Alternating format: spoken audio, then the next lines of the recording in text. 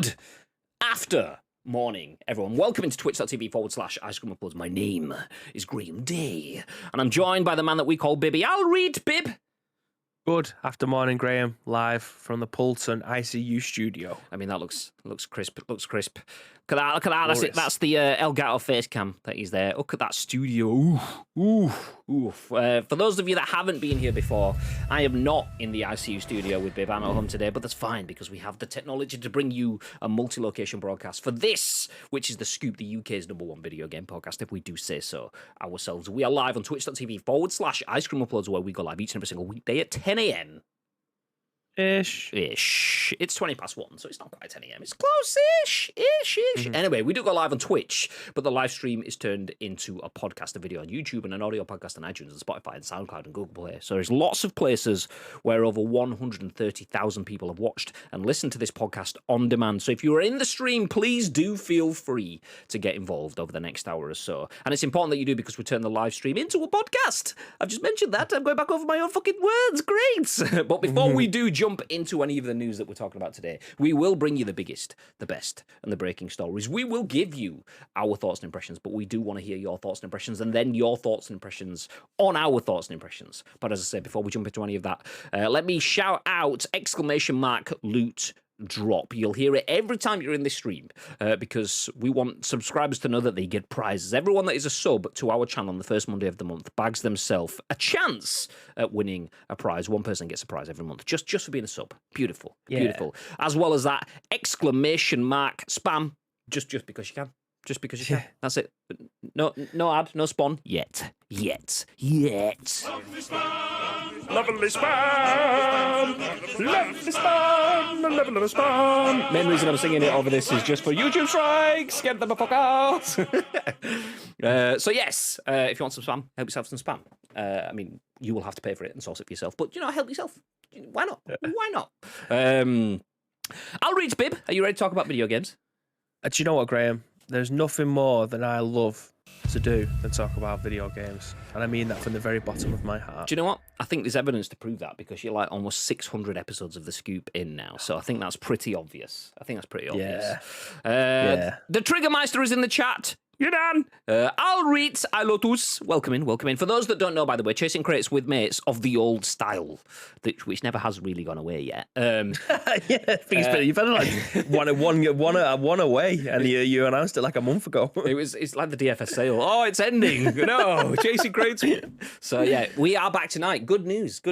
All good things comes to those that are fucking badass. So Lotus has managed to wing it so that he is joining us. I think it's for the next couple of weeks, he says, unless last week was one of those couple of weeks. So chasing crates with mates is on. Expect the Triggermeister to carry me all the way through the stream until he leaves. As Lake says, I heard my Nick. It's fine, Nick. Nick? Lake, you said your name. It's fine. Anyway, we are going to talk about a few things today. Some pretty exciting things for me as well, in terms of... we played Call of Duty on stream over on Official Insert Coin. We kind of liked it, but it was a bit of a jarring thing in terms of the game. I expected to be a bit meh because it was Call of Duty Vanguard. It was World War I or II, not an era that I'm asked about in my shooter games. That said, it was a great game. I was saying, do you know what? If it was a different time frame, maybe I'd enjoy this. Well, good news. It's already been announced. We've already covered it, but we have new details. As Modern Warfare 2, the new game from Call of Duty coming out later this year, has additions, pre-order bonuses, and beta details seemingly leaked. So if you want to play any Call of Duty Modern Warfare 2, which I absolutely do, Activision has confirmed in an October release date for the game, and there are other details that have been leaked. So do feel free to stick around. That will be the first story we go through. We will then jump into quite a variety of articles today. From Call of Duty, we'll jump into PS Plus. This is a conversation that has been rumbling over the last couple of weeks, whereas now people have had a little bit of time to investigate the different packages that are coming in the new PS Plus upgrade options. Users claim PS Plus upgrades penalise those who use discounts and stacked subscriptions. So Sony is being accused of anti-upgrade options, at least in Asia, which is not what you want to hear. That's exactly what my Xbox were accused of when they were getting rid of their live options and just focusing on Game Pass. And they quickly reverted and went the extra mile of making games like Fortnite free to play. So they went, actually, yeah, we are fucking up there. Sorry, here's how we fix it. Be interesting to see what the deal is with PlayStation, and then going forward, how they look at fixing that. Elsewhere, Twitch may finally start telling people why they've been banned, which is a long overdue change in its policy is hopefully coming soon. Do you think that'll be retroactive? Will we know why the dog got banned? Oh, but can you imagine if the news did break that you can log into a banned account and it gives you the reason why? That'd be amazing. I mean, he does say he knows why he's been banned already. He said that previously. I know why I've been banned, but we're just going to agree to disagree. But I mean, Twitch has had its information leaked in the past. So if anyone, imagine if someone leaks that, why he was banned. Anyway, elsewhere, Matt Wales at Eurogamer says a Pokemon-like MMO Temtem, which if you haven't heard of Temtem, it's not a bad game. It's been on PC and is it? Yeah, let me start again. It's been on PC for a while in early access. Well, it is leaving early access this September, launching on the PS5, Series X and S consoles, the Nintendo Switch, and PC. So if you're a Pokemon fan and you think, do you know what? I want a bigger, more vibrant, a bit more adventurous Pokemon game. Well, Temtem could be the one for that. That's the last story of the day. Before that, though, we will jump into some Modern Warfare conversations. Babe, where do you stand on Modern Warfare? Yay or nay? It's a big yay, Graham. It's a big yay, and I'll tell you for why at the end of this article. Nice. Love it. Love it. Just enough time to let me get it all set up. And leaves himself. It's like we've done this before. Beautiful. So Tom Ivan at VGC says Modern Warfare 2 Edition's pre-order bonuses and beta details seemingly leak. Activision today confirmed an October release date for the game. So jumping into the body of the article, new Call of Duty Modern Warfare 2 details have reportedly leaked via an update to last year's series entry. According to Charlie Intel, data miners have uncovered multiple references to the upcoming title via in-game files added to Call of Duty Vanguard with Tuesday's Season 3 Reloaded update. The files seemingly reveal the first details about different Modern Warfare 2 editions set for release, plus information on pre-order bonuses and plans for an open beta. Activision confirmed earlier on Tuesday that the Call of Duty Modern Warfare 2 release date is October the 28th, 2022. While unofficial, the data mined files suggest it plans to release 3 editions of the game, each of which grants early access to an open beta for PlayStation players when pre-ordered. They are Modern Warfare 2 Standard Edition, the Cross-Gen Bundle, and the Vault Edition. The most expensive edition is also said to include the following: a Battle Pass plus 50 tier skips, Red Team Operator Pack, which is Ghost, Soap, Price, and Farah, the FJX Cinder Weapon Vault, 10 hours of double XP, and 10 hours of, I think that's, is it Weapon XP? 2W XP. Also, the Ghost Legacy Pack, which is 12 operator skins and 10 weapon blueprints. Sony and Activision have a long-standing Call of Duty marketing deal, which in recent years has seen PlayStation owners receive a range of exclusive content, including in-game bundles, exclusive in-game modes, and early access to public tests. Can't see that happening for many more years to come. And then we're not bothered about Vanguard Season 3, because that's a different game entirely. But Call of Duty Modern Warfare 2, multiple editions, dates leaked and confirmed by Activision, plus the pre-order bonuses. We have a lot of details to chew through there, Bib. What are your thoughts? Yeah. I'm going to start with the pre-order bonuses and things like that, and the most expensive edition of the game. Depending on how much this edition costs, you could be getting a decent bang for buck there, like having 4 character skins, double XP for 10 hours. Let me just go back onto the tab again, because there was quite a lot to break in down there. I'll go through it. So you've got your Battle Pass. You've got the 4 skins for your operators, which is right. Let me break that down when you say that. Battle Pass, about £8. You've 4 skins. With 4 skins. It's not 4 skins. It's not 1, 2, or 3, but you get 4 skins for your operators. Arguably, probably between 6 and 9 quid each. Just to confirm, it's 4 skins. Not okay. Yeah. You got that 4 skins, right? Yeah, just the 4. Yep, yeah. 4 skins. Yeah, yep, 4 skins. Yeah. Yeah. Okay. And then you've got the Ghost Legacy Pack, which gives you 12 operator skins. So that's like 3 lots of 4 skins. Okay, call that 20 quid-ish. And it comes with 10 weapon blueprints. So that's like I don't know if you could put a price on that. Is that like four weapon skins? It's like two foreskins and a half. Okay. Okay, yeah, so skipping 50 tiers, if that's anything like on Fortnite, it's quite expensive, isn't it, to skip tiers on Fortnite? So say for instance, this top tier the most expensive tier for this that comes with it, how much do you reckon that's going to cost? What, to skip 50 tiers?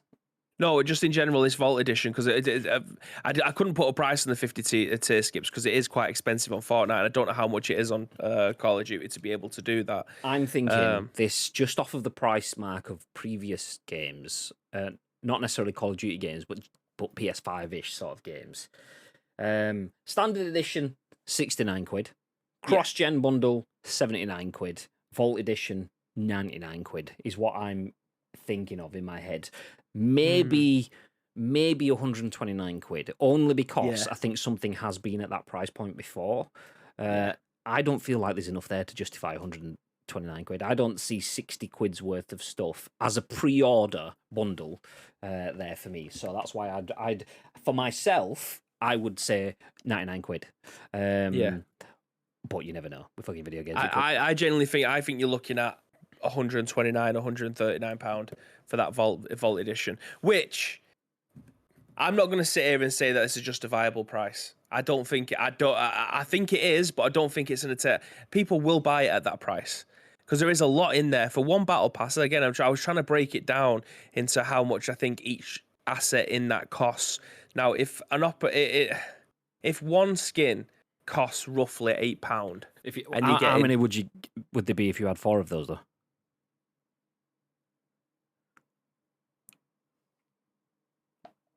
Would that be 4 skins? Yes, it would, right? Yeah. I think you could easily get £60 worth of content in that. Genuinely, if they was to all be sold separately, including the 50 tier skips, I think that's quite an expensive asset on its own. You could probably slap 30 quid on that easily. Battle Pass 1 season, 8 quid. 50 tier skips, that's like half of your battle pass, but you can spend fucking 80 quid going up your levels on Fortnite kind of stuff. So if it's about 79p per tier skip, call that 60 quid there on its own. I think you are potentially right. The only thing for me is that all gets value dropped in my mind from it being a pre-order and the fact that you're ordering into a game that you don't have out. So it should be an incentive. So I would still put it at 99.99 kind of thing. Mm-hmm. That said, I would have that as a cross-gen. I think that would be a cross-gen price. Oh, really?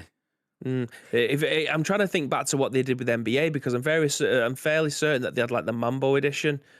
The Mamba edition, where they had 3 different tiers. They had standard, then they had the cross-gen one, which I think was about 99 quid, and then they had the Mamba edition that had like all your NBA packs and your playground stuff, so your neighborhood stuff and all the other things that go along with that. I think that was about £139. So that's what I'm kind of basing mine off of, because I reckoned that they sold quite well with that. Even though it's a completely different publisher and developers, obviously a completely different franchise, I still think that is an attainable price. Yeah, I was going off of kind of what Timeless has put in. So when they had cars or night vision goggles, so I've actually got a box of Call of Duty Modern Warfare waiting for me in Holland. So someone I know has Call of Duty, the original Modern Warfare, with the night vision goggles in Holland for me. It's just going to cost a fucking fortune to send over, kind of thing. So that's the only reason I've not got it. But those were about 200, 250-ish sort of quid, and that way you get some actual working night vision goggles, or you get an actual working RC explosive cap. The explosive obviously doesn't work, just for confirmation for anyone.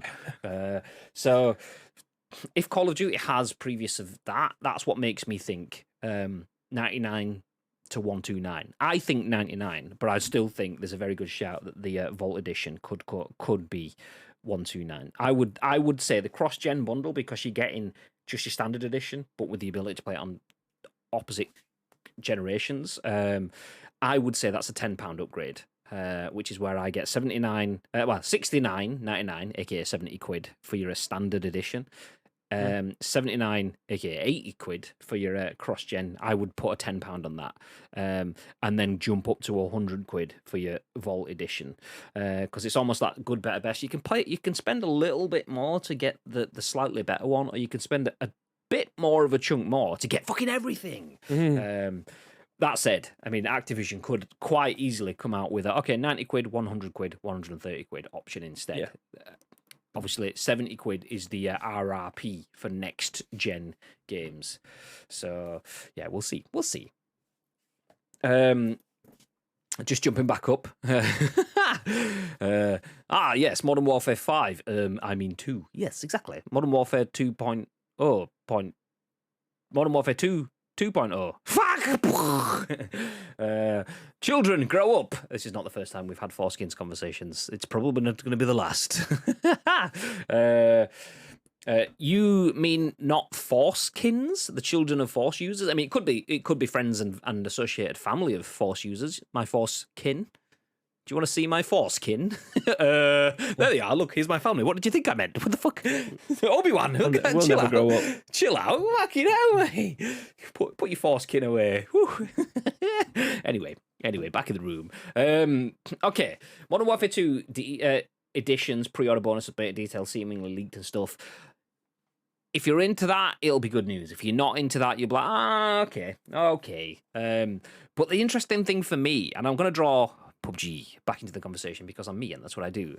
I posted something in our Discord this morning about Player IGN, a known PUBG leaker who gets a lot of his information from data mining files or from just public sources. People will just share what is in game updates on the internet, and then he will share that information before PUBG shares it.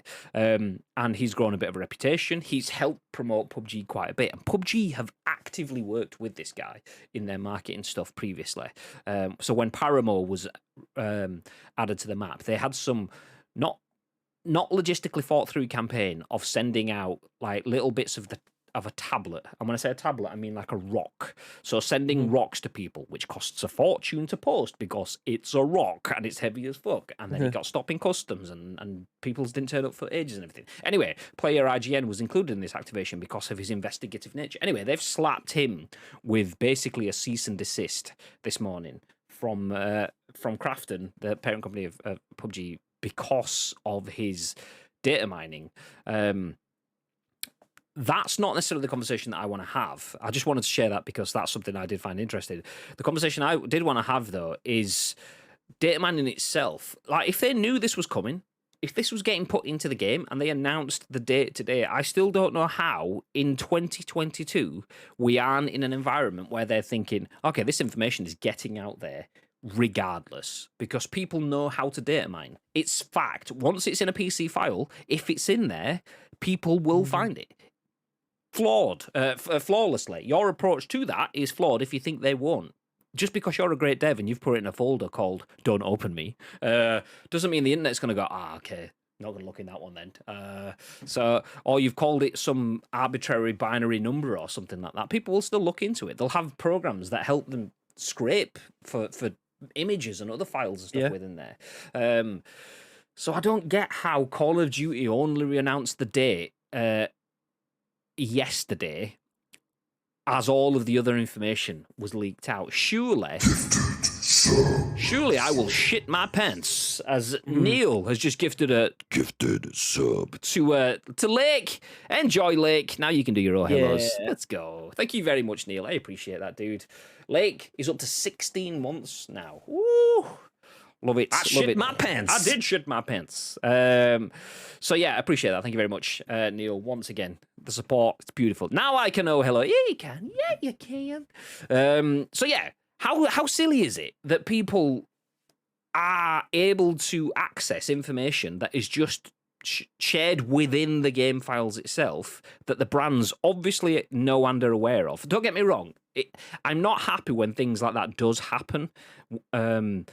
But surely by now, there's a little bit of fool me once, shame on you, fool me twice, shame on me sort of approach to it. Okay, if the information was in there and we didn't think that you'd be snooping around where you're not supposed to be, just don't do it next time, or get your information out up front, because by putting that into a live update, even though it's meant to be hidden, if people can still access it, the information is getting out because we live in a world where clicks come first. Clicks is revenue. You get your click, you get your revenue. Doesn't matter if you get told off afterwards. Oh, I will feel really bad as I'm sat here in my 3 Lambos, Tito.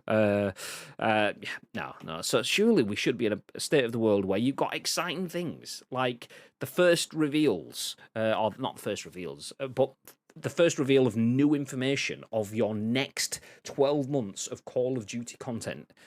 And you're just allowing it to be just picked off rather than shouting it from the rooftops yourself. It's bizarre. It's bizarre. And the worst thing is when this does get announced, people will already have formed their opinions. Possibly some of them incorrect based off of half-truths because they've already... Oh, well, I actually saw that. Interested that you're only given the FJX Cinder Weapon Vault, whereas actually I was expecting it to have some other stuff, but it's... And it's just like people will already have negativity. You always get negativity on some announcements from some people, but you've missed the chance of that negativity being drowned out by the positivity because people have already had their positive moments. So when you get your news out, you're just hit with a lot more of the negative stuff. So yeah. Games industry in general. Okay, Modern Warfare 2 has had details leaked. We've gone through them. You can skip back through on Twitch or on YouTube if you've only just joined us. But for now, we'll jump into our second story of the day. This is one that has been kind of evolving over the last few weeks, couple of months-ish. From Tom Ivan at VGC, users claim PS Plus upgrades penalise those who use discounts and stacked subscriptions. Sony accused of anti-consumer upgrade options in Asia. So unconfirmed reports claim that upgrade options for Sony's new PS Plus subscription service unfairly punish some players. Following the Asian launch of the revamped PS Plus service on Monday, some claims have emerged from players who purchased existing memberships using a discount code or chose to stack using a discount or chose to stack subscriptions before the option was disabled earlier this month. Among the complaints leveled at Sony, it's claimed that players who purchased their existing subscription using a discount are being charged extra to upgrade to a different PlayStation Plus tier, wiping out any previous saving. VGC hasn't been able to verify if these claims are accurate, but we've asked Sony for more information and we'll update it if we receive a response. Players who previously stacked PS Plus memberships also claim that in order to upgrade to a new subscription tier, they're required to do so for the entire duration of their current plan, which in some cases run for years and require making a significant upfront payment. The revamped PS Plus service will launch in June in Japan, North America, and Europe. Okay.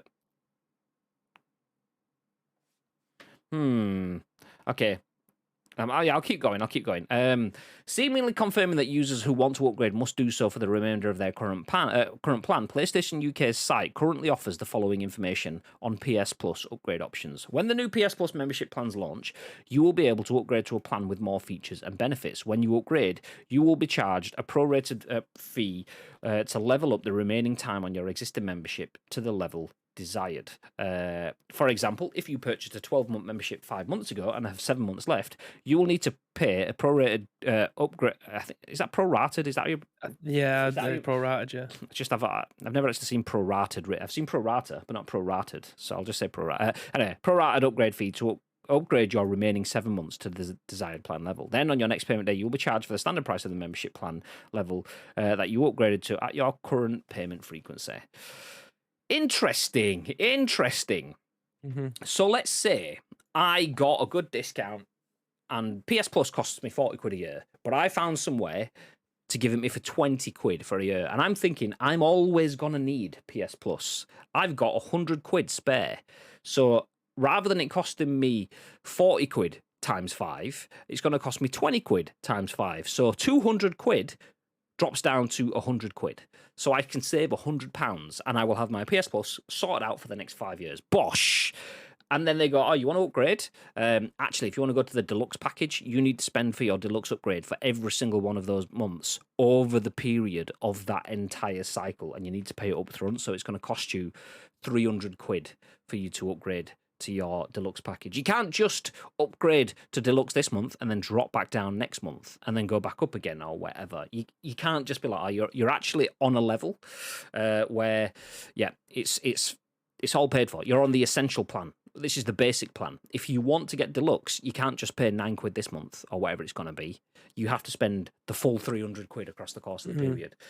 What? That just sounds bizarre. Really, really badly planned. I bet it's an oversight, but it's tragic. That's what it is, because this is a huge oversight where they've not looked at flexibility, they've not thought about consumers, and it's very PlayStation. When it comes to payments and things like that, they just go, oh, fuck it, this works, let's go with that.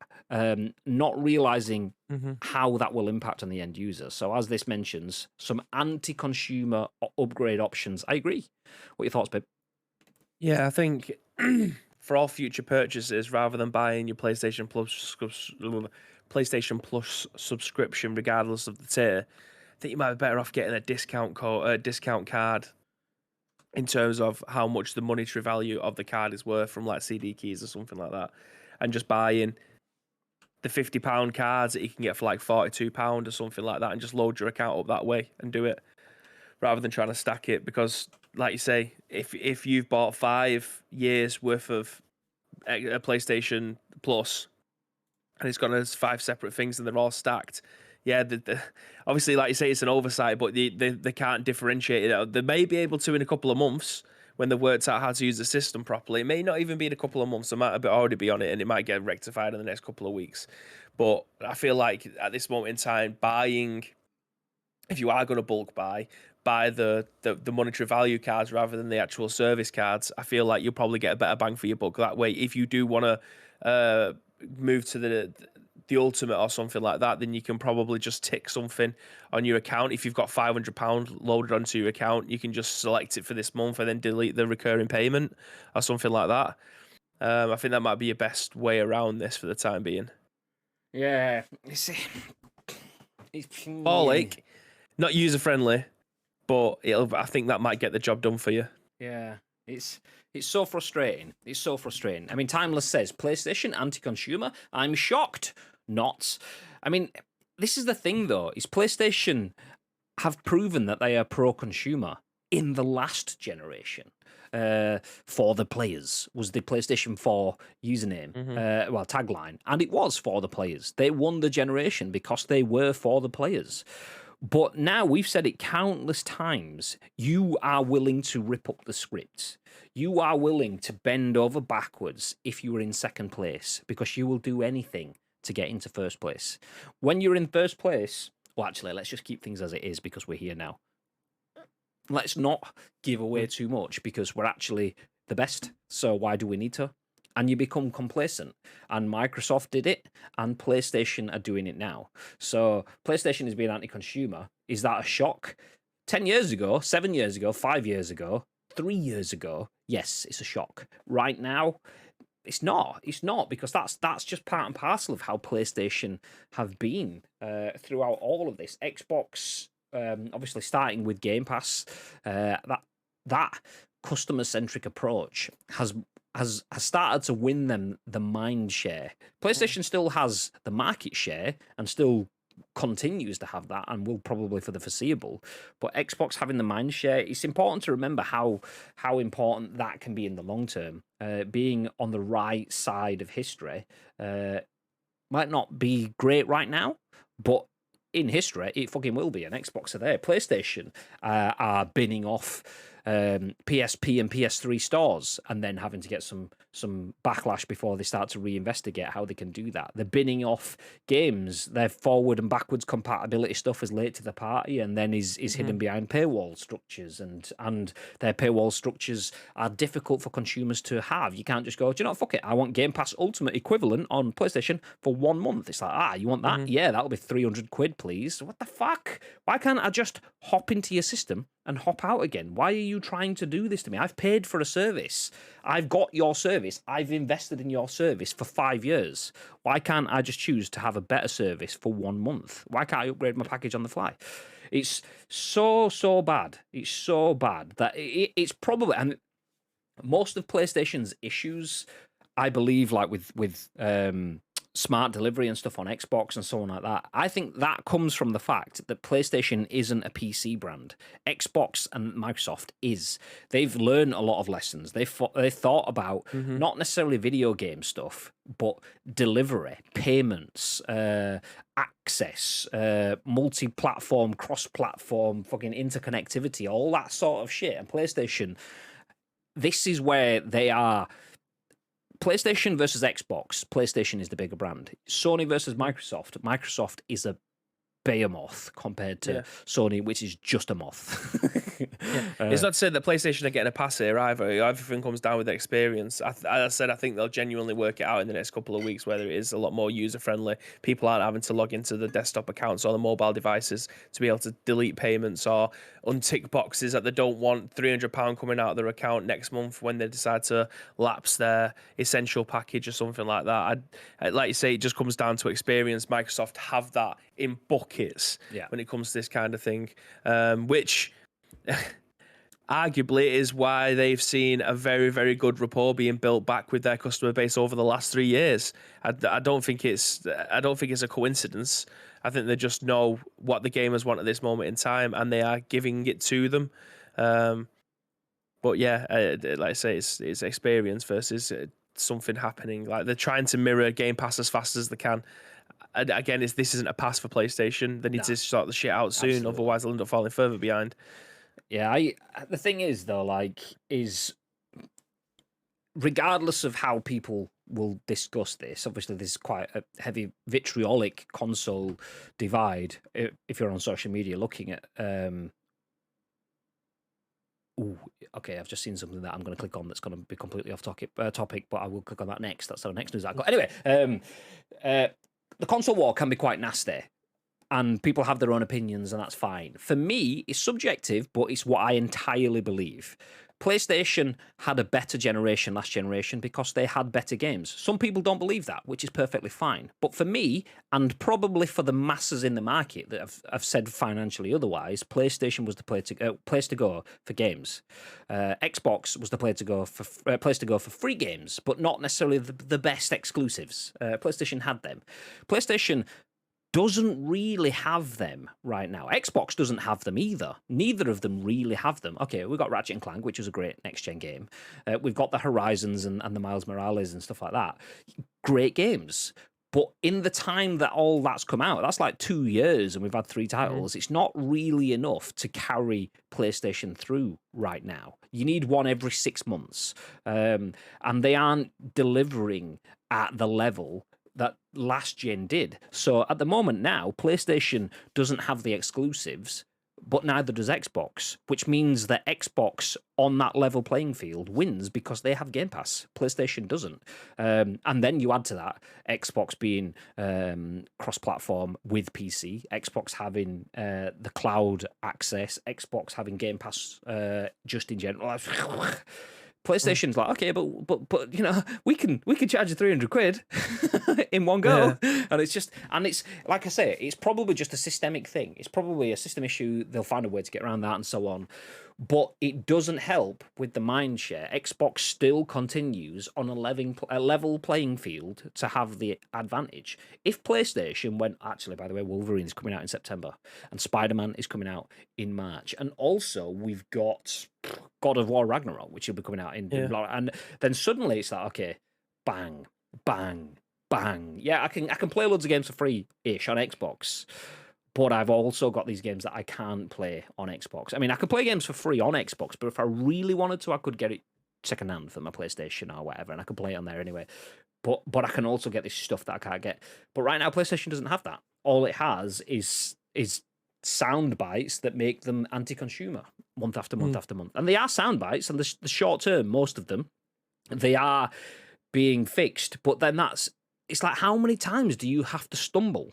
How many times do you have to be seen to be anti-consumer and to be called out for being anti-consumer before you make those changes? Once, okay, you made a mistake. But if it's over and over and over again, then you clearly are anti-consumer and you are happy being ignorant to consumers. You're not anti-consumer because you are making changes to spite consumer, but you are ignorant to consumers if you aren't realizing what what you are peddling is negative until someone mentions it to you. How can you do that? A dog shit UI on the PS5. Its game base is wank. Get rid of it. Changing the hold and the push of your button functions and so on. Why? And all that other shit that's come. It's just ignorant. And then when you add to that multiple different financial implications and not being able to have forward and backward compatibility in a way that's really simple, so people have to get different versions and download games and save data files and USBs and control. Fucking blue screen the fuck out of most people that try to compute that stuff. Xbox nailed all that, and that's the thing is some of it will be systematic. Like, okay, the systems are just shit. We didn't plan 7 years ahead like Xbox did. We are working on horrible old systems. Figure it out. You fix it, a lot of it after the fact, 6 months later. Wait 6 months. It's not that important. Wait 6 months. Sort your shit out. Fuck's sake. Okay, jumping back. I've lost my mouse. There it is. JMK says, I can understand it a bit with regards to it charging you for the entire length of your plan in some fashion. However, they should give people an option as to how many months they want to upgrade for, really. Plus, they should only really be charged the difference between the actual prices, not the discounted and actual price. Yeah, no, I kind of see where you're coming from, but I'm not.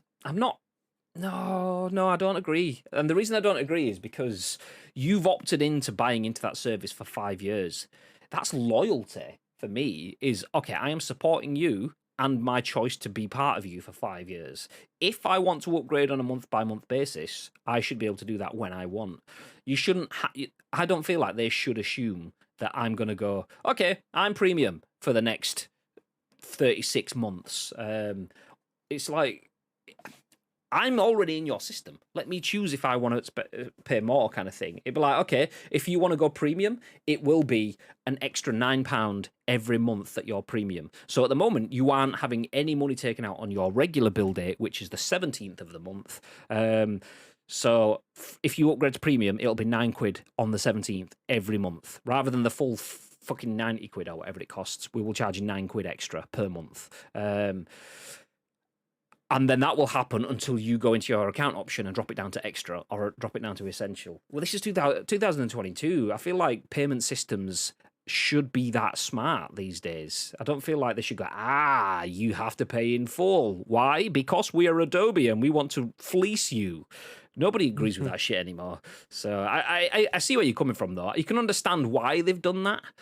It's outdated. And this is PlayStation, which is not an outdated brand. You think of PlayStation, you think of cutting edge. Or not, as the case may be. There's a £34 difference between a year of Essential and a year of Extra. I would have used 2 months' worth of my current subscription by the time it's released in the UK. 1/6, so 2/12. Of £34 is £5.67. So I should only have to pay £28.33 to upgrade, based on non-discounted prices and basic maths based on the information they provided. There isn't enough to the top tier for me to get at the moment. No, I agree. Like I wouldn't have had Extra and Premium. I would have just had one tier, Essential, and boom, Game Pass and Ultimate. Why have you muddied the waters with Extra and Premium? Premium is for fucking super content creators, journalistic people that need access to all of the things, really. There's not really much in there for me either. Same, Iceman. I'm waiting until I see a number of games that I want to play before I upgrade. Some of the great games they have offered are ones that I already own. I agreed, JMK. I think it will get better with time, like Game Pass did. Game Pass was shit when it started. Let's be honest. Nobody really knew what it was. It was just some awkward thing that Xbox kept talking about that nobody really. Is that your like PS Now sort of shit? Is that what it is? And then people saw what it had once it had started to build up a library. PlayStation Plus could get there. It'd be interesting to see where we sit in November, having this conversation 5-6 months later on and seeing where we are at that point in time, whether it's the same or whether they've moved forward. Because you can bet the licensing and acquisition sort of team at Xbox were speaking to Ubisoft, to fucking EA, to everyone, and going, let's get your game on this. We'll strike a deal. We'll make sure you get a good revenue share. Boom, boom, boom, boom, boom. And if PlayStation's team aren't doing that, that will be apparent in 6 months' time. If there's just first-party titles and a couple of others from Ubisoft Plus kind of thing, it'll become apparent at that point in time. Also interesting that top tier cost about the same as a year of PS Plus and a year of PS Now, technically more by a penny. Is it? But you used to get a discount option where you had PS Plus and PS Now together, didn't you, or something? I can't remember. I was never interested in PS Now because it was shit. Xbox nailed out because they're used to working on PCs and know how to get it sorted correctly. Exactly, that's the thing, and that's the Microsoft bit. When I was saying PlayStation is the bigger brand compared to Xbox, obviously some people that may have different opinions on that, but financially it is. That's fact. But financially, Microsoft dwarfs Sony, and Microsoft's history and future in PCs will always put them at a bigger advantage, or will put them in a better point of advantage right now from Sony, because Sony doesn't have that expertise. They have home electronics, but not necessarily PC/software stuff. I mean, they had a lot of that into mobile phones and everything, but then eventually moved away from doing all of that stuff, which looks like it was a shame. When Xbox did it, they added a free grace period for all the months you were already subscribed to. You could end up getting 3 years for free if you were smart. I remember at the time, Mark from Jelly, like, he was like, that's it, I've got like 1 million years of Game Pass now, sorted. Yeah. And I was like, why? And now I'm like, oh, yeah, okay. Makes sense. You knew what was coming. Yep. Xbox are complicating it. They're adding a family version. I mean, that I kind of see coming for PlayStation and everything else anyway. The thing with Xbox is we were talking about Spotify yesterday. Spotify and pretty much everything else has family plans. That's because they realize people will do console sharing, account sharing, and so on. And the way you get around that is by offering things like this. It kind of leads to more of the same, but it's just another way of them raking in a little bit, a percentage more, whatever that percentage is. So yeah, it kind of makes sense. Yeah, that's what I did. It was like that for the first month or so when Game Pass Ultimate launched. I got 3 years day one. My Game Pass Ultimate ends 1 year from now. Nice. Enjoy the games. Moving ahead, let's talk about Twitch. Baby. As Andy Chalk at PC Gamer says, Twitch may finally start telling people why they've been banned. A long overdue change in policy is hopefully coming soon. I'm not going to read anything. I'm just going to click the listen to this article link, and we'll see you in 5 minutes when PC Gamer finished reading the article through to you. Nice. I'm joking. Historically, Twitch policy. This is great stuff, by the way. If you are working and you want to read an article, but you want to listen to it, this is beautiful. This function here on the site, listen to this article on PC Gamer, is majestic. It's great. It is really good. Anyway, historically, by the way, let's off topic. Some newspapers, websites, magazines, and so on often have paywalls. Like, you can read this if you subscribe to the Times or whatever. A lot of them have the listen to this article function on it. That's not paywalled. So if you want to know what they say past that, click that and you can listen to the article instead. Job's good. Nice.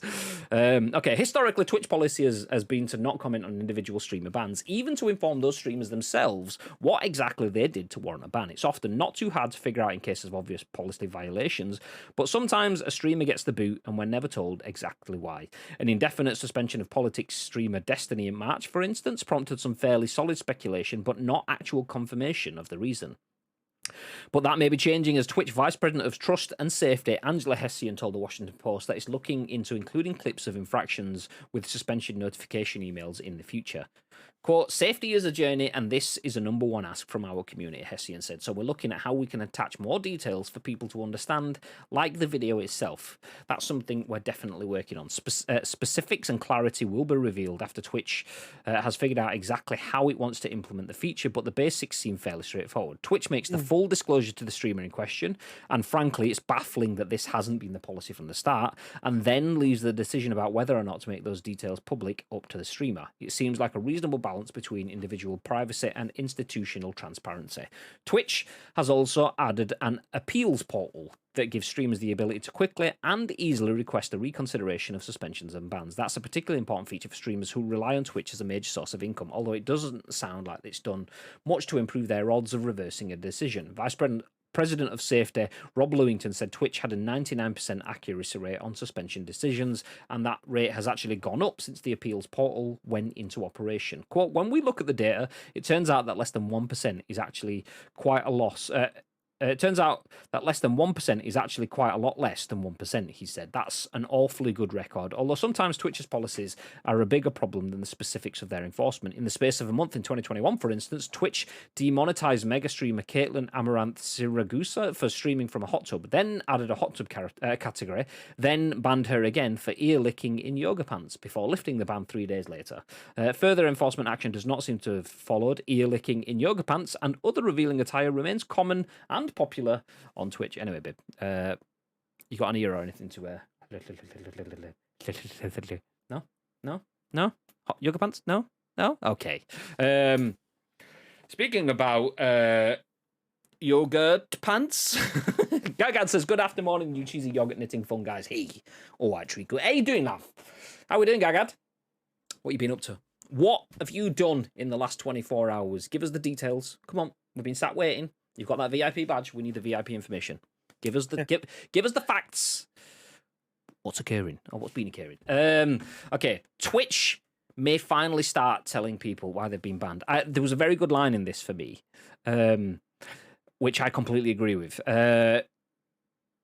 Specifics and clarity will be revealed after Twitch has figured out exactly how it wants to implement the feature. AKA, we don't know how it's going to work entirely yet, but we'll let you soon. But the basics seem fairly straightforward. Twitch makes the full disclosure to the streamer in question, and frankly, it's baffling that this hasn't been the policy from the start, and then lets the streamer decide if they want to share it publicly. Bibby, you've been banned.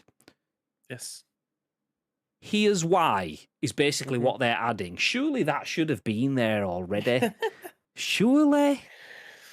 Yeah, it does feel baffling that you can be banned without knowing the reason why, which I don't believe that you wouldn't be able to find out why he was banned. I do believe there would be not the appeals portal. I don't think that, but if our account was to get banned today and we didn't have someone who already looked after the account and stuff like that, we would probably be able to email somebody at Twitch and find out why.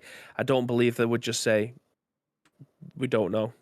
I feel like they'll probably give you an idea, but now I think it has to be given. Like, you will find out by logging in, or you'll get an email sent to you. I don't think you'd have to find or do any digging yourself.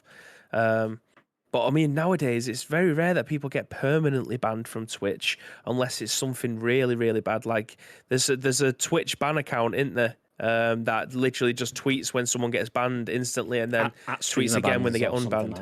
Yeah, like streamer bans. Yeah, and then they'll tweet again when a person gets unbanned. So it's usually for a day to 3 to 5, depending on the circumstances why they was banned in the first place.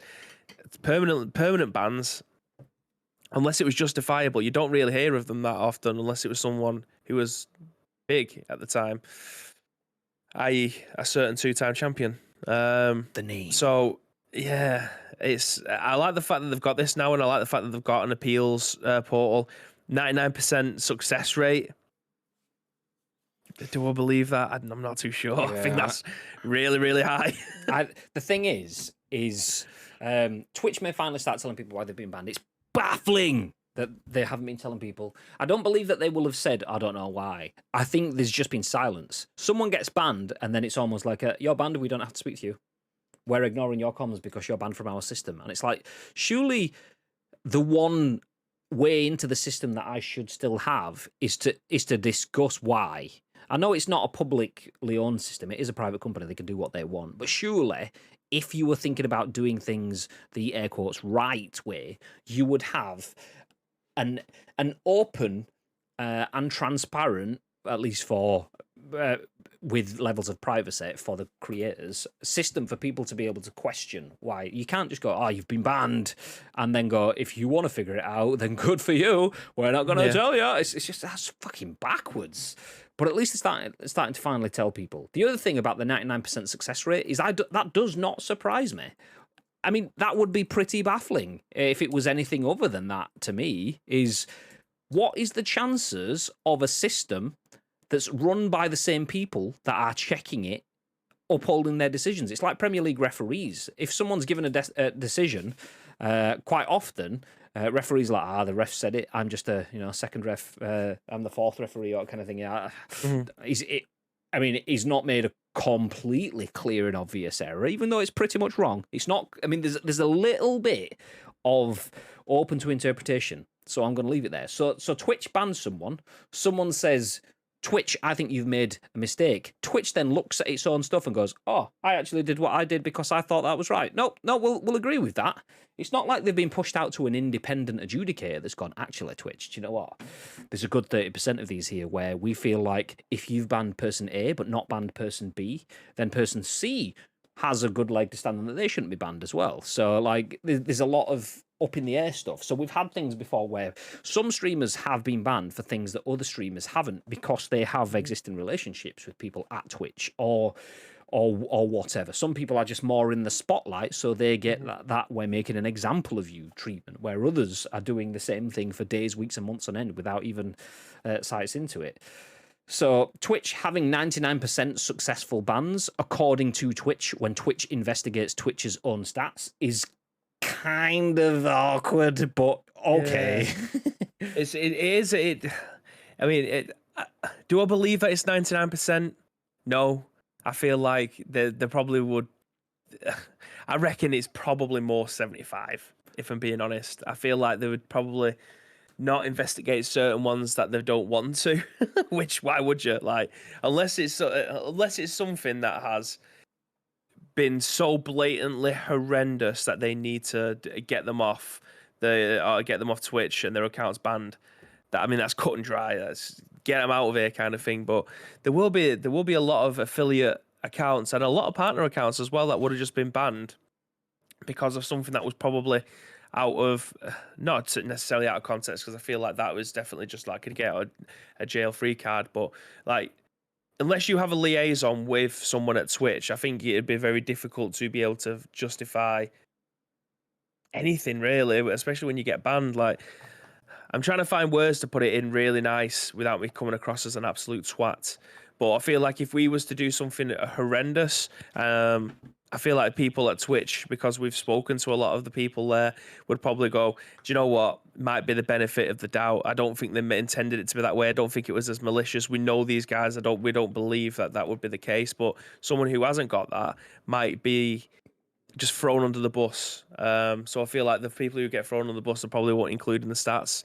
But the people who they do have a success rate of having appeals or banning successfully, I feel like they would add them to the stats, which you go for the bigger stats. Do you know what I mean? Sometimes you want to leave the stuff out that you don't want people to know. I mean, I'm just gonna confirm. I've looked at the evidence and I've made the decision that Bibby is actually a nipple. Not, I think he's a bit. He's an actual nipple. Confirmed. Bib, would you like to appeal that? Say yes. Yes, Graham, I would. Okay, I've looked at it, and nope, you were definitely a nipple. That's it. Denied. Success. That we'll add that into the stats. That is that situation. Yeah. Bibby's gone, no, you're wrong, and I've gone, actually, that goes against what I said, so yes, it is. Like Tito says, it's like the leader of a country setting up an inquiry using someone who is paid for and reports to them. Not very independent, is it? Hypothetically speaking, obviously. Yeah, that's kind of what I'm getting at. Their stats are reported by and investigated by themselves. Makes sense. I wonder if you could put evidence forward as to not going really. Against the appeal. Not really, no. It's not. That's the thing, though. Twitch's appeals procedure doesn't really exist in that sort of sense, and that's the issue. Is a lot of people just. It's almost like a, like, why have I been banned? Is this right? And they'll go, yep, it's right. And that's it. It's there's no solid, clear, well thought through procedures for that sort of place. Gagad says, but why would they need to justify their actions? Is Twitch a democracy? No, it's a private company. You can do what they want. If you don't like it, then you can skedaddle. No, that's what I was getting at earlier on when I said that it's up to them. Really, it's not. It is what it is. But you'd attribute that sort of conversation, that rhetoric to it, if it was a fucking hate speech guy. If it was someone being racist or whatever, and it's like you're getting rid of my free speech and stuff, and it's like it's a private company, mate. It's not. You are not part of society. There, this is not a public forum. This is a private website, just like Facebook is and all the rest. They can do what they want. That said, if it's just being run badly, it's not great for your business. So that's where it comes from. And it's not great for the business, but there is all sorts of other grey areas within there. Yeah, it is a private company. They can do what they want. But there's multiple facets in there. Is that great for share prices and so on? It's their company. Who cares? But is it great for their communities and stuff that want to keep that business alive? It's their company. Who cares? But there is different areas within there. You can always say it's their company. They can do what they want to any part of that. But it's not necessarily the air quotes right option. It's the legal and whatever you want is irrelevant because it's their company option. But if you want it to be a safe place, if they have, where was the names of it? I can't remember the name of the person. So the vice president of safety, and there was another one before that. I can't find the name of it. So two of them, Twitch's vice president of trust and safety, and some other one as well, they're both commenting on this. Then they realise that trust and safety are in question. Sugre, yes, that's the one. Different one, same, but different. So yeah, it's if you've got the vice president of trust and safety saying this needs to change, they are looking at changing it, then it's clearly something wrong there. Yes, it is their decision. Yes, it is a private company, and you can choose to bugger off. But if that approach, Twitch never says that. Other people say that on behalf of Twitch, and Twitch doesn't say that because it would be a stupid business decision. Just like allowing it to continue as it is, which is why they're looking at changing it. So, yeah, they can do what they want, but if they are smart, which they profess to be, and they want to be, and they should be, then they wouldn't just do what they want. They would have a system that actually cares for the sanity and the financial security of decent content creators. If you're a shithouse that's been banned because you're a racist, get the fuck off the platform. Yeah. It's Twitch's platform. They can do what the fuck they want. At that point, yes. Where did we get to? Why does that sound familiar? It's been out on. There's been conversations around like Twitter and so on with all of the Donald Trumpy sort of stuff recently as well. I carried out a survey. I asked myself if I was awesome, and 100% said yes. Tito. But that's the thing. That's not what we're discussing here. Can you verify those stats for me, please? Can you have a look? I mean, the fact that you've said that they're 100% yes is not what we're on about. Can you verify that? Can you check that yourself and then let us know if you still verify that? Once you've done that, then we will take it as fact. Does that mean Man City supporters should be banned? Yes, it does taste bad. Get the fuck out of here, so yes. There's not many of us anyway, so you won't notice us when we're gone. Moving ahead. Oh wait, I just checked it. It was 0%. Fuck. That's not it. That's not it. You need to get some data interrogation principles from Twitch. They'll sort you out. Right out, mate. It turns out that what we thought was actually what we thought. Nice. Final news article of the day. Let's take the discussing now down. It says Pokémon-like MMO Temtem leaves early access this September. This is written by Matt Wales at Eurogamer. It's launching on all platforms. So Temtem developers Crema's massive multiplayer riff on Pokemon will be leaving early access and getting its full PS5, Xbox Series X and S, Switch, and PC release on the 6th of September. Temtem, you might recall, entered Steam early access. Wow. Back in January 2020. It seems like 5 minutes. As if that's fucking 18 months ago nearly. Sheesh.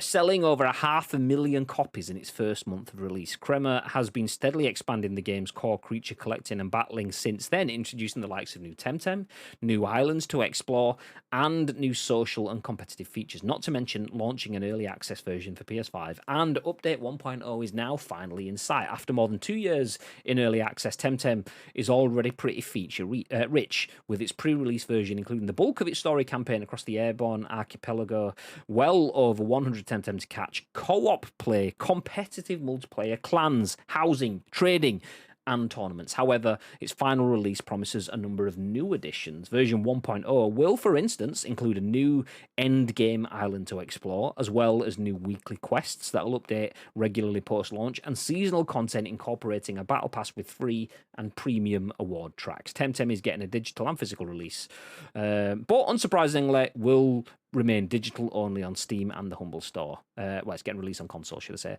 A digital deluxe version featuring the game and various cosmetic bonuses is also available to pre-order. Woo! Do you know what? I'm going to go back to that. So after more than 2 years in early access, Temtem is already pretty feature-rich, with its pre-release version including the bulk of its story campaign across the Airborne Archipelago. So you get most of the story. You get over 100 Temtem, which are like Pokemon, to catch. You get co-op play.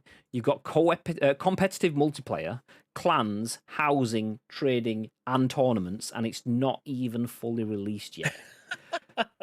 Mad. Is this a must-buy for you, Graham? If I played games that weren't PUBG, yes. That's where I was going with this, because I knew what the answer was going to be before I even asked it. I feel like I just fired the ball up for you for an open net, and we all knew what the outcome was going to be. This is fucking badass. This is, I mean, if you're not into Pokemon, this is not going to float your boat at all. Knock off Pokemon, it's not gonna sort you out. But this is Pokemon without Nintendo. I mean, there's two things: Nintendo, Nintendo, and a lot of Pokemon success is led to the Nintendo. A lot of the reasons Pokemon hasn't got things that it should have had 15 years ago is Nintendo. Nintendo just going, nope, we don't need that. Just like, as we found out yesterday, they didn't need online competitive gaming. They just thought, couch co-op will sustain us forever. They were late to the party and they got there. Nintendo will probably get to where they're going with Pokemon, but Temtem is probably part of the reason why they are getting there. The fact that we've had some of the stuff in Arceus and stuff like that, I wouldn't be surprised if that was in some part influenced by what Temtem has brought to the table over the last 2 years. Yeah, definitely. I agree. I think it's taken not necessarily a lot of inspiration, but it's taken. Oh, yeah, I feel that's probably the best word for it. They've taken what Temtem have done and had a few, thought, do you know what, that mechanic's actually really cool. We'll take a little bit of that and we'll stick it in Arceus. Like, I do believe that they was working on Arceus and they had the idea of an open world Pokemon game for a while before obviously Temtem came aboard and took the world by storm. I did check before how many people were actively playing this, and it's just under 1,000, whereas obviously it was at its absolute peak at around 12,000 when the game came out in January 2020. So it has decreased. It does have an influx of people when they start to roll out new stuff. So I think it peaked again about 6-7 months ago when they brought out a patch for it, and it had about 4,000 people playing it. But I imagine this is going to explode onto consoles as and when it comes out. I do feel like this might be one that I end up double dipping unless my one account can work over my PlayStation 5 and my Switch. I 100% want this to be on my Nintendo Switch first and then potentially on other platforms later on. I'm not sure if it's going to be like Fortnite on Rocket League where you sign into one console. Then if you tie your accounts on the others, once you buy the game on the others, you can just pick up from where you left on. Not sure that's going to be the case. It might just be I might have to start 2 different campaigns, but this is definitely. It's surprising me that the Nintendo are letting it on the Switch, if I'm being honest. I think that's the biggest talking point here. Pokemon has a competitor on its home console.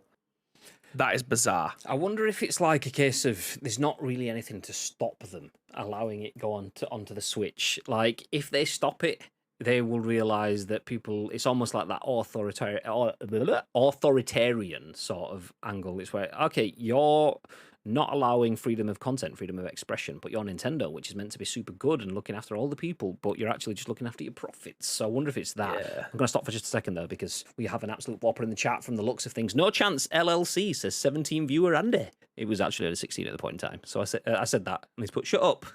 Great comeback! Whoa! What the fuck? And then has ironically shut up themselves after we responded with ha ha ha ha. So yeah, welcome into the stream. Absolute world-class banter. You love to see it. You love to see it. Oh, it's amazing. It's amazing. You do get some world-class trolls on the internet. And then you get that. Nice try. Interesting. Sorry, I've not banned you yet. So if you want to go off, get yourself prepped. Don't just come back with any just like straight up racism and shit like that, because fuck that shit. If you want to try and be creative with your trolling, we will give you another chance. Go on. If not, just disappear into insignificance. That's fine. Silence? Okay, nice. That puts my banter to shame. Gagad, you are absolutely... Do you know what? Think of the best comedian that you can ever think of times by 2. That's it. Compared to that, it could be anywhere from Jim Carrey to fucking whatever. Jeff Dunham. I tried to think of 2 J's. From Jim to Jeff, and anything in between. You'll, yeah, it's quite, mate. Yeah, no chance, LSE. Ironically, when it comes to being funny, that's what you got. Anyway, Pokemon MMO alike Temtem. It leaves early access this September, launching on the PS5, the Xbox Series X and S, the Switch, and the PC. Like Baby says, it's amazing that it's coming to the Switch. Not only because Nintendo are like, Jim Carrey isn't funny, shut your mouth. No, I kind of agree with that, but I also heavily disagree with that. In certain situations, it's not. I actually really, really like Jim Carrey's humour, though. Just like a lot of people that don't like Lee Evans, whereas I fucking love Lee Evans when he's not trying to be creatively funny in like sitcoms and shit like that. Yes, please. Anyway, Xbox Series X and S, PS5, PC. Okay, Temtem on that. But on Switch, Nintendo are letting like the alpha Pokemon like game onto the Pokemon system without what? Interesting. But you know, it like I say, they can't really stop it then. So I hope it just inspires Nintendo to do more with Pokemon, or I hope, if they don't, I hope it inspires the world to look at Temtem. The thing with Temtem is it's like the Roblox to Minecraft. Roblox will never be Minecraft, but it will be massive in its own right, and it is. So Temtem will probably never be Pokemon, but I hope it has the potential and the community to be able to be what Roblox is to Minecraft, because Temtem, for what it's brought to the table for MMO Monster Hunter Catcher games, it's definitely an exceptional title, and it deserves all the success that it hopefully 2 years gets. in the making. Absolutely. I mean, that list that I read out is all what you got access to before version 1.0. 1.0, they're thinking about end game content, weekly quests, so regular weekly content, seasonal content, and battle passes with free and premium rewards as well. There is so much ongoing content in this. I hope it's great. Obviously, I've not seen it. It's not out yet, but it just sounds like they've got the finger on the pulse for their community, and that's what will help that game, community. So GG's. All the best to Kremer and Temtem. But that's it for us now. Yeah. We are going to disappear. JMK says, alrighty then. Yeah. We are going to disappear. We are back tonight, though. Don't forget, myself and the Triggermeister will be back with some PUBG tonight, chasing crates with mates. He is back, even though he never really went away. But he's back again, like the DFS. Yeah. Just for one time. One night only until next week. And then it'll be one night only again until the next time. You know what I'm saying. If you want to join us, do feel free. No doubt we'll have other buddies jumping in with us as well, as we do chase even more crates from about 6:30 tonight. Milo 2, we hope potentially he might pop in. We'll see. Hopefully this room gets sorted. So last week I mentioned on Saturday that this might even be the last pub stream for a while. And full on DFS sale in that as well. That it was the last one until today, because we've been let down by builders and shit twice already this week, and we're only on day 3. So hopefully, eventually, this green screen stuff will be an actual room again. And if that's the case, then there's all that space behind me. So there's space for Milo to roam and probably poo and pee. Yeah. So yeah, we'll done a shot. A big shot. So we'll have streams where Milo just mills around in the background, which would be nice. Nice. Asma said, just as I'm having dinner, roast chicken fillets and croquettes. Nice. Yes. So yes, we will be back tonight. We'll be back tomorrow with another scoop. But before any of that happens, Mr. Bibb. Yeah. Is there any mediocre banter from No Chance LLC in the chat? No, there isn't. But is there anything else that you'd like to add? Yes, there is, Graham. Thank you very much to each and every one of you that have joined us for today's episode of The Scoop. If you want to help shape tomorrow's show, there's 2 ways that you can do so. First of all, find us on social media. This is at Ice Cream Rollers across all major social media platforms. Or alternatively, get involved with our Discord. All the links that you require will be listed either in the chat or in the description below if you're watching this on any of our on-demand services. But all we need from you is a URL plus your thoughts and impressions. We will then give you our thoughts and impressions on the very next show, which will be at what time tomorrow, Mr. Graham Day? 10 a.m. Ish. 10 a.m. Ish. Yeah, you get me. Yes. Stick around, though. We're going to drop a raid on one of our friends. We can help their channel, and you can get yourself some extra sprinkles on our channel for sticking around for the raid. So do that. But from us, have yourselves a beautiful day. We'll see you at 6:30 tonight. And until then, stay frosty. Stay frosty.